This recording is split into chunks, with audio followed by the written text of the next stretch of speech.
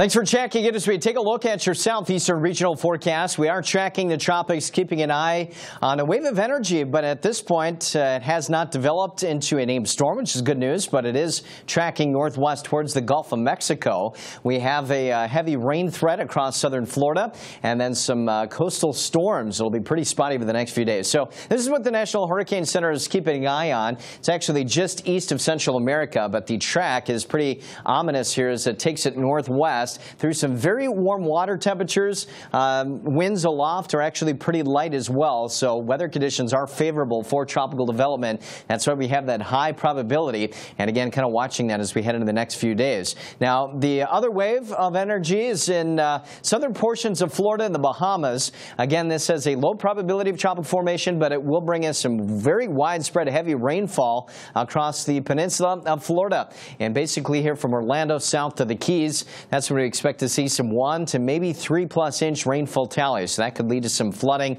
Meanwhile, just some spotty showers and storms from southern Florida over to the coastal communities. And again, Thursday should be pretty quiet for most locations inland. Same for Friday, but keeping an eye on a front that'll be kicking out some severe weather potential potentially in the southern plains. Meanwhile, today, most of us will be above average with the exception of Florida. Readings there will be into the 80s, but as you head farther north, we'll be into the 80s there as well.